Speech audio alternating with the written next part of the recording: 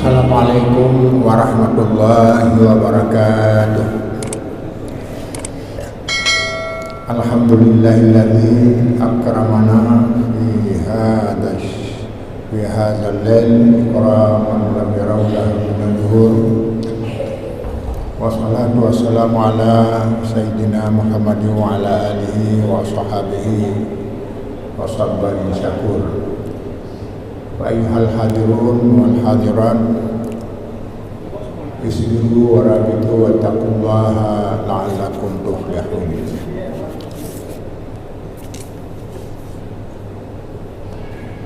Jamaah Masjid Raya yang kami muliakan, bahwa pada malam hari ini kita lanjutkan lagi pengajian kita yang pada malam Rabu yang lalu kita berhadapan dengan tahun baru Hijriah, yaitu memperingati tahun baru Hijriah 1445.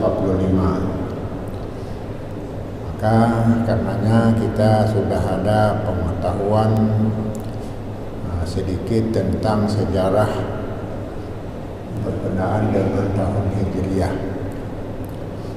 dan kita juga pada malam hari ini sedikit melanjutkan inti daripada peringatan Hijriah itu sesuai dengan pelajaran kami, yaitu berkenaan dengan mahsanah syariah, atau dengan istilah lain keindahan daripada ajaran Islam. Jamaah yang berbahagia, langkah-langkah untuk membangun umat ini tentu ada bermacam cara. Di antaranya sebagaimana kita sudah alami, yaitu memperingati tahun Hijriah, karena tahun Hijriah itu mengandung beberapa keistimewaan, beberapa hikmah yang bisa dipetik dan sangat bermanfaat dalam rangka membangun kehidupan kita di sini. Maka langkah membangun umat ini sebenarnya sudah lama dicanangkan ketika ingin Islam ini bangkit kembali, ketika kita sudah memahami bahwa Islam datang itu adalah sedikit-sedikit, artinya tidak sekaligus diterima oleh orang, oleh Arab, tetapi adanya hanya sebahagian saja, 1, 2, dan selanjutnya sampai sudah sekarang seluruh dunia. Maka kita bisa bayangkan betapa susahnya generasi pertama di samping Rasulullah SAW. Maka itulah yang diperingati bahwa tahun Hijrah itu adalah mulai tahun berangkatnya Nabi dari Makkah ke Madinah. Berangkatnya bukan berarti berangkat biasa, tapi dikejar oleh kaum Quraisy Makkah untuk tidak bisa menyumbangkan ajaran Islam di Makkah. Maka karenanya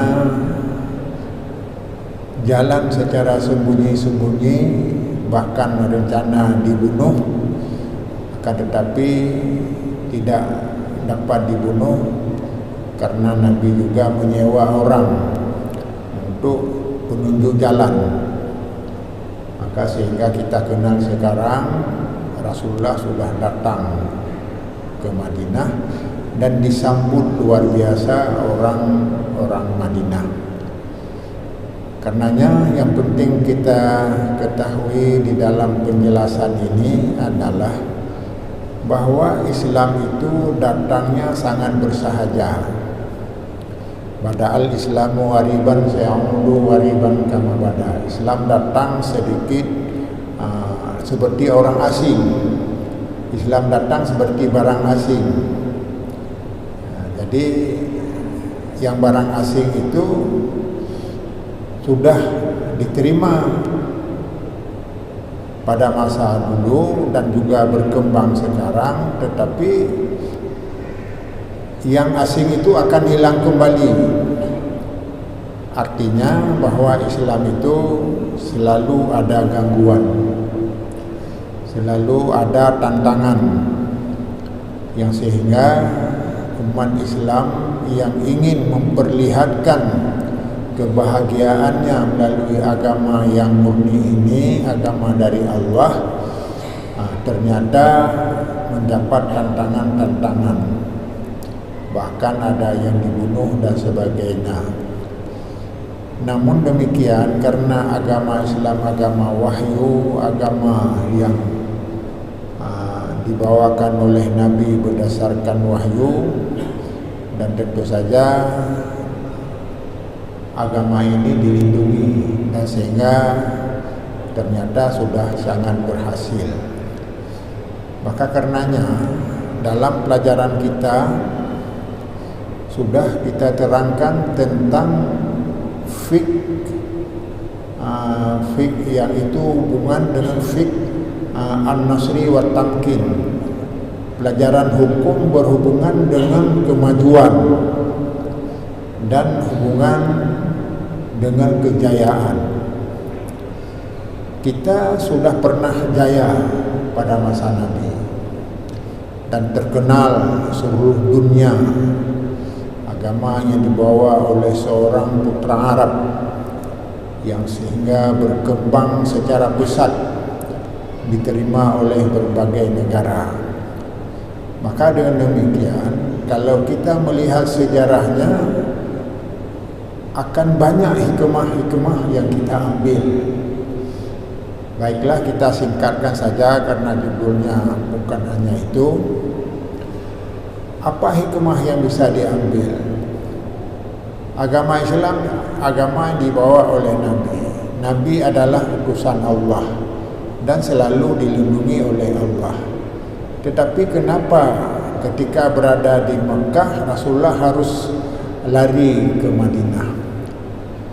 Beliau bisa juga melapor, mengadu kepada Allah, berdoa, saya membawa agama yang murni, yang berdasar dari wahyu dari Allah. Maka untuk apa saya harus lari ke Madinah? Penting bahwa agama itu bisa berjalan. Memang sepintas ya, akan tetapi karena tantangan waktu di bawah itu luar biasa, karena tidak diterima oleh orang-orang Makkah, sebahagian besar belum diterima, bahkan ancamannya luar biasa. Jadi Rasulullah larinya sudah saah lari, sudah saah mengasing diri, kalau tidak akan berkecamuk. Maka dengan demikian bisa disimpulkan yang pertama, Islam adalah bukan agama kekerasan, agama lembut, agama kasih sayang, agama hidayah, agama mengajak manusia ini untuk beribadah kepada Allah, dan mengajak manusia itu bekerja kegiatan sosial dengan sebaik-baiknya, yang sehingga tidak perlu harus berkelahi, bermusuhan. Akan tetapi tidak bisa dielak. Bahkan rumah waktu itu sudah mulai dikepung. Maka ketika dikepung ini sudah pasti, sudah jalan SOP-nya bahwa Muhammad harus dibunuh. Singkat saja, kita sudah sama maklum bahwa Nabi itu dengan mukjizatnya bisa saja melempar debu sehingga orang itu tidak bisa melihat lagi, dan tempatnya ditidur oleh Ali, dan Ali diperiksa ternyata Ali, karena sasaran bukan Ali tidak dibunuh. Jadi akhirnya dikejarlah kemana-mana. Ternyata Rasulullah pergi melalui gunung jalan atas,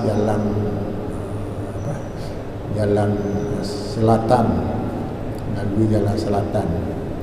Inti yang kami sampaikan, yang paling menarik, orang-orang di sana yang tidak bisa tahan langsung lari. Maka ditinggallah harta benda, ditinggalkan istri, ditinggalkan anak. Arahnya belum tentu kemana, di mana, hanya tentunya ke Madinah, tapi di mana di sana. Tapi disinilah kesabaran Rasulullah. Bahkan saya sering ingat kepada cerita seekor kambing yang ikut bersama rombongan Nabi, bahwa kambing itu sangat kurus, yang tidak menghasilkan apa-apa. Kalau disembelih dagingnya tidak ada. Tapi Rasulullah di saat-saat orang ini menderita, tidak ada minuman dan sebagainya, kambing itu diperah susunya oleh Nabi. Ternyata terpancarlah air susu dari kambing yang kering itu, sehingga yakinlah jamaah, ini semuanya adalah mukjizat kelebihan Rasulullah Shallallahu Alaihi Wasallam. Yang penting dalam peringatan ini, bahwa kita harus mengambil sebuah kesimpulan. Ajaran agama ini bukanlah agama yang keras, agama yang kejam, apalagi yang sekarang sering dituduh sebagai agama teroris, agama pembunuhan. Maka kalau kita menerima agama ini, maka perpecahan terjadi macam-macam. Ternyata pada kenyataannya tidak demikian. Selalu menjaga keselamatan bersama, walaupun harus menderita, yaitu harus lari dan sebagainya. Jadi dengan demikian, jamaah yang berbahagia dalam kesempatan ini bisa disimpulkan, yang pertama-tama, agama ini adalah agama rahmat. Agama kita ini sangat dibutuhkan oleh manusia. Maka semakin manusia mengenal agama Islam, maka semakin dekat. Dan sekarang sudah ternyata di negara-negara, banyak negara bahkan satu masjid masuk Islam. Baru-baru ini kawan kami yang dulunya di Aceh bersama membangun pesantren sudah ke Jawa, dan dia membeli masjid di Eropa. Entah di mana kita tidak tahu, karena tidak dipakai lagi dan dijadikan untuk masjid. Ini pertanda bahwa arus Islam itu tidak bisa dibatasi. Kenapa? Karena memang tujuan, nilai yang dikandung di dalamnya adalah benar-benar membawa rahmat. Maka karenanya jangan lagi ada perasaan ragu tentang apa yang dibawakan oleh Islam. Dan dengan demikian kita juga harus membantah kalau ada tuduhan-tuduhan terhadap Islam. Islam ini tidaklah menghendaki kekacauan, tidak menghendaki kekerasan, tidak menghendaki pembunuhan, tapi hidup damai. Maka karenanya umat Islam kita sekarang harus memperlihatkan nilai-nilai kedamaian, sehingga tuduhan orang kepada kita tidak berlaku. Seperti sekarang ini macam-macam di negara kita yang melecehkan agama ini dan bermacam-macam cara. Bahkan kadang-kadang dibuat ada lembaga-lembaga lain, seperti NII itu, namanya bagus sekali, tapi prakteknya yang dianggap oleh Majelis Ulama telah menyimpang. Tantangannya adalah semakin banyak, dan semuanya bukanlah tujuan daripada Islam. Islam adalah agama yang sangat damai. Maka diusahakan di antara kita harus hidup damai. Damai dalam keluarga, bahkan damai dengan jiran, tidak dianggap seorang muslim yang baik kalau jiran kita lapar. Ini apa artinya? Artinya bahwa agama itu peduli. Tidak ada sesuatu tindakan yang merugikan, justru sangat membantu. Jadi demikian pula ada seorang yang menganggap kalau agama Islam maju, seperti di Indonesia ini orang-orang yang bukan Islam akan dikejar, diusir. Ini sama sekali tidak benar. Kenapa tidak benar? Karena Islam adalah agama pemersatu. Dan dalam hadis Rasulullah sallallahu alaihi wasallam, man da'a ila asabiyah bahwa min amali jahiliyah. Orang yang membuat kotak-kotak dalam Islam, asabiyah, membuat suku-suku, mengembangkan suku. Islam adalah, itulah orang Aceh, orang Islam, suku Islam. Maka yang tidak seperti suku ini tidak dianggap sebagai saudara. Tidak demikian. Jadi semuanya adalah kita bersaudara. Dengan demikian tidak boleh mengadakan pemberontakan yang tidak beralasan.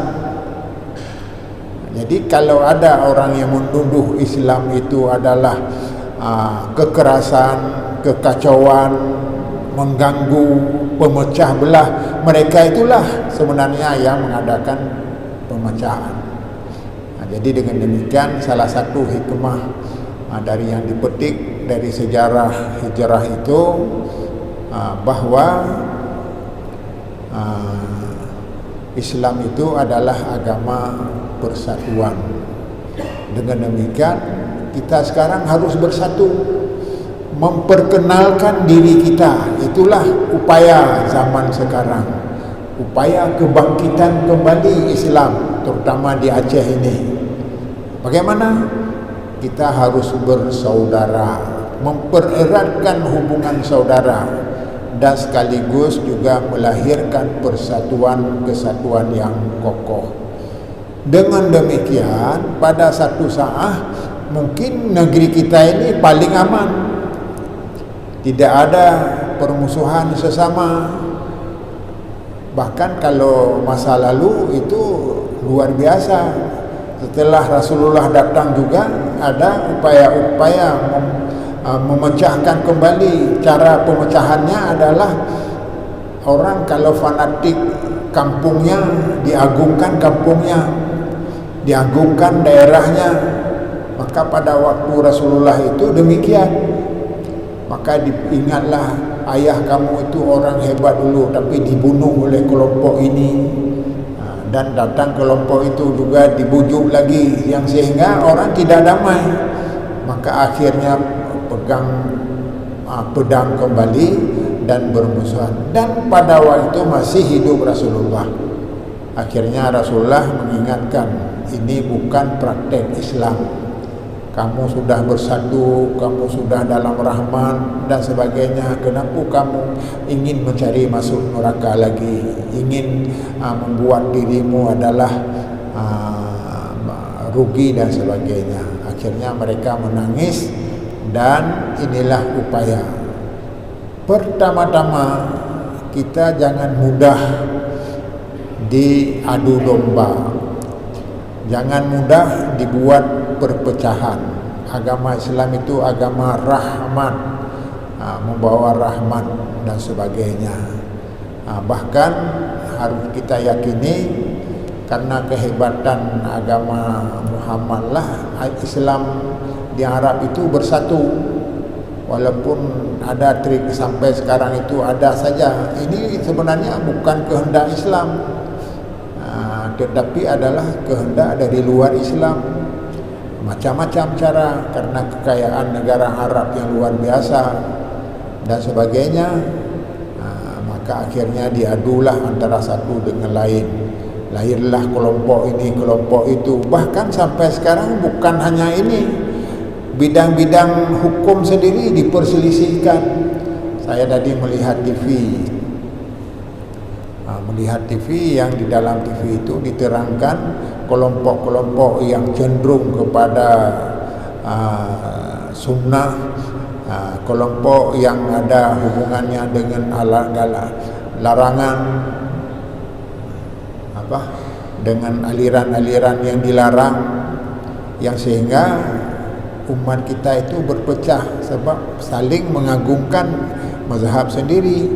Bahkan kalau kita menyadari dalam praktek masyarakat kita juga demikian, ada kelompok-kelompok dengan sistem begini dan sebagainya.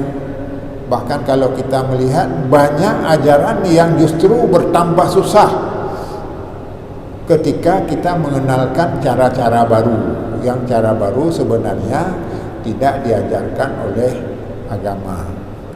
Hanya saja kami tidak akan menerangkan hal-hal khilafiyah karena sudah jadi pengalaman orang yang belum memahami ilmu itu susah diajak untuk memikirkan yang baru.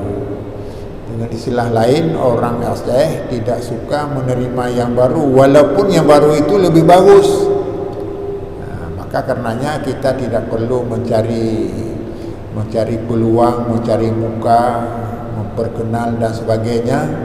Tapi kalau memang belum, yang penting pada satu saat orang akan sadar ini yang benar, ini yang tidak benar. Karena yang disayangkan dalam praktek masyarakat sekarang banyak mengeluarkan hal-hal yang justru menghabiskan tenaga dan biaya, tapi agama tidak diatur.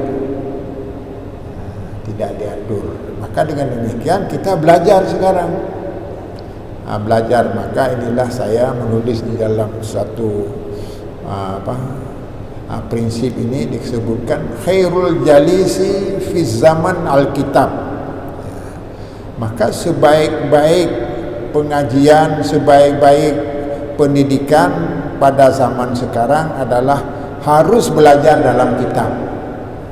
Jadi harus ada kitab kita. Pasti orang Aceh ini yang bermazhab Syafi'i mudah sekali disatukan. Bagaimana menurut mazhab Syafi'i? Jadi kita baca aja mazhab Syafi'inya. Bahkan ada rekan kami dari alumni LAMNO, kami ajak berdiskusi. Akhirnya apa yang kami katakan itu diakui. Kami belum membaca dan sebagainya.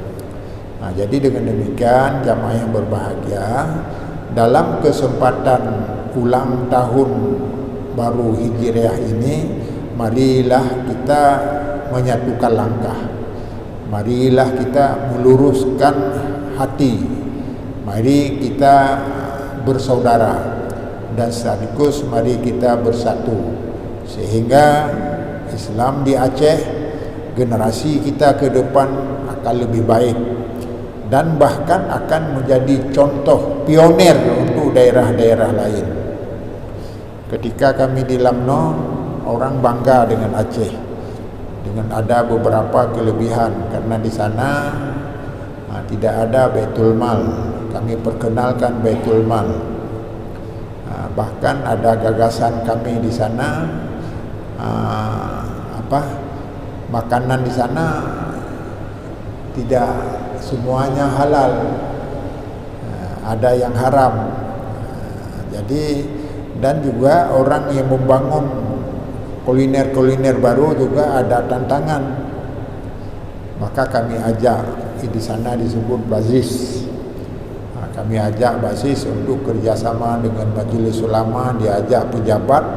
Akhirnya kita buka kuliner halal nasional di Manado.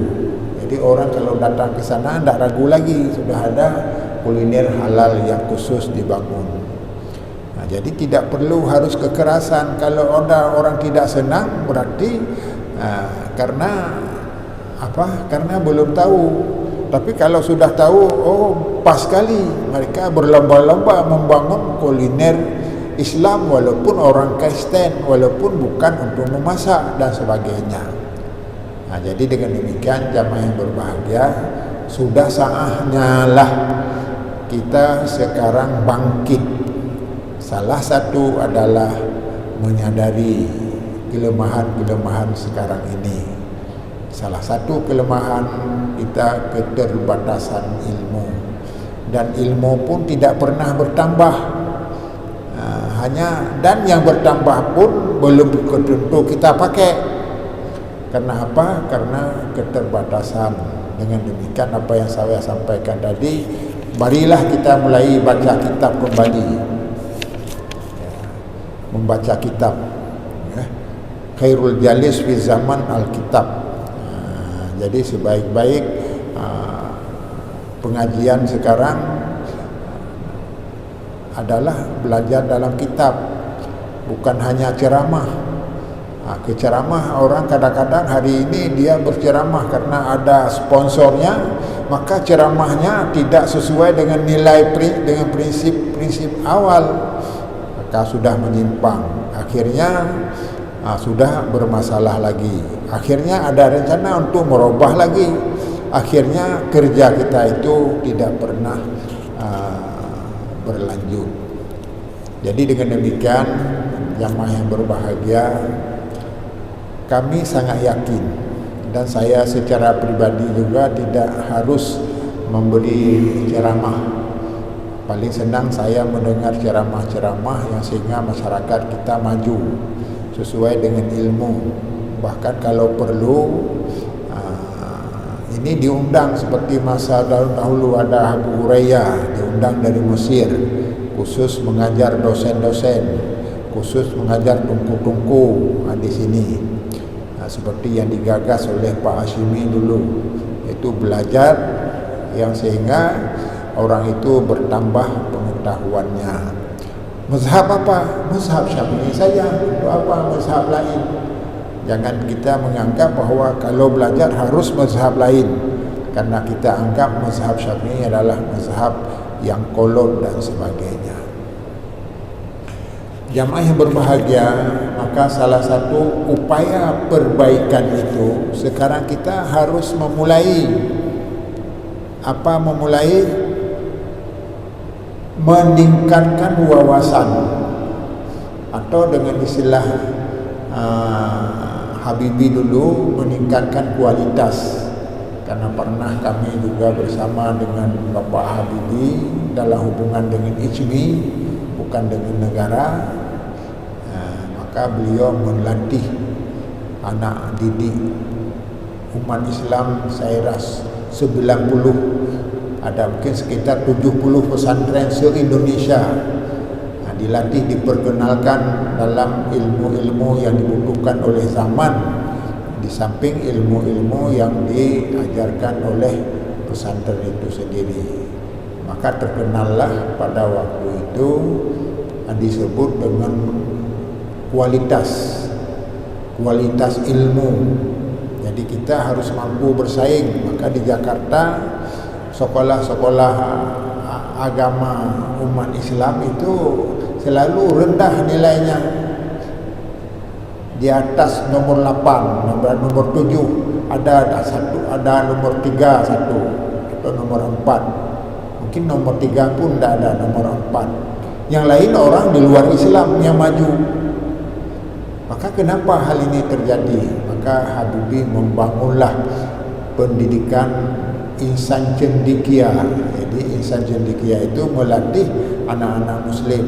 Bahkan akhirnya bukan hanya itu, dari kader Habibie itu bisa membuat pesawat.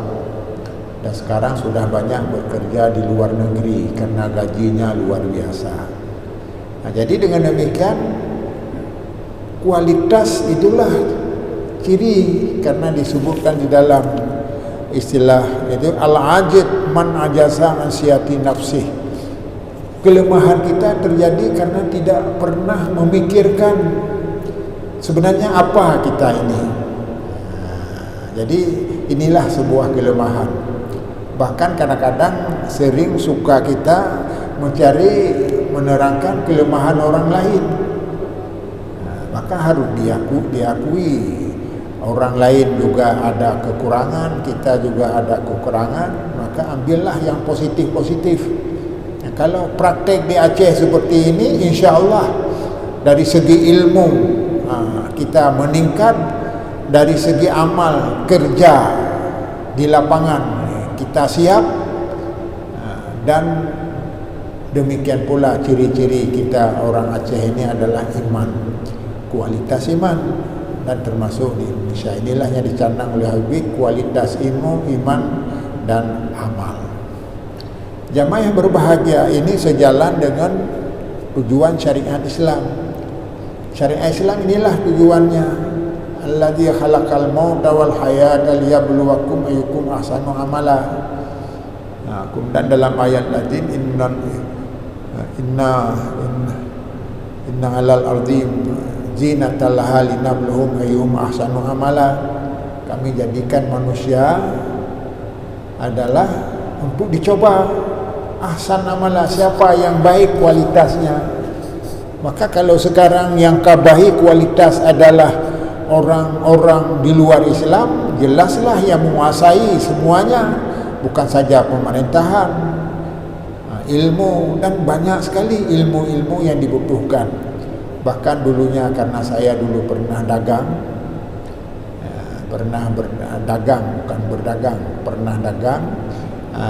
yaitu menjual cengkeh, dan berkenalah dengan Cina-Cina, sehingga kami bisa membeli 9 toko karena dari hasil lelang cengkeh.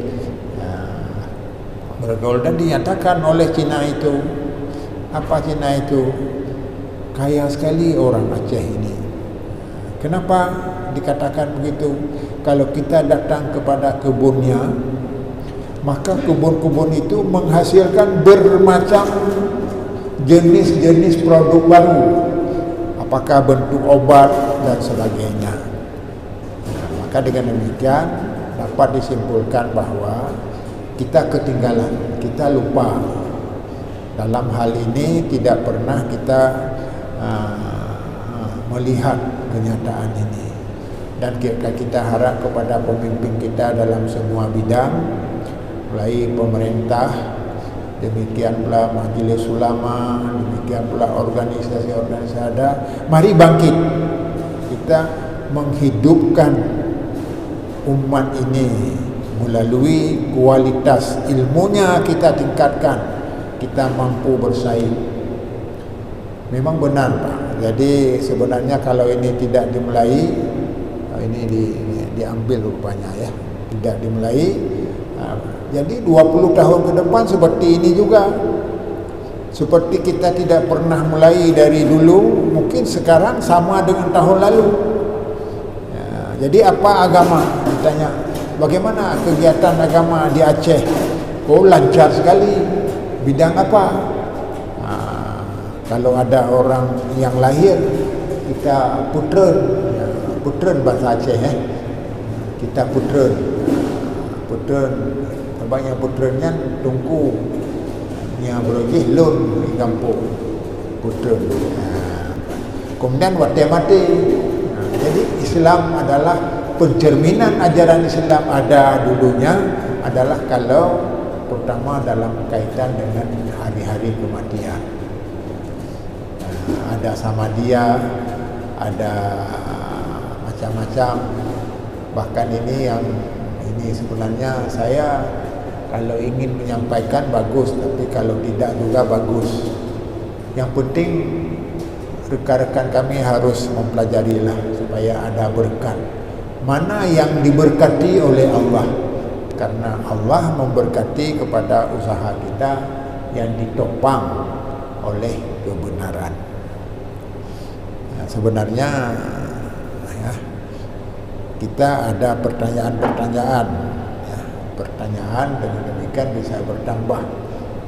Maka sering di masjid kami itu ada pertanyaan ya, sehingga yang tidak senang langsung ditanyakan, dan orang yang mengajar pun langsung merubah. Maaf ya, saya tidak membaca seperti itu, maka kita rubah dan sebagainya. Karena waktunya sudah sampai, mohon maaf pada tahun ulang tahun 1445 Hijriah. Mudah-mudahan tahun ini banyak diisi dengan hal-hal baru, bagaimana dalam rangka membangun bidang pendidikan, bidang kesejahteraan, ekonomi dan sebagainya. Wassalamualaikum warahmatullahi wabarakatuh.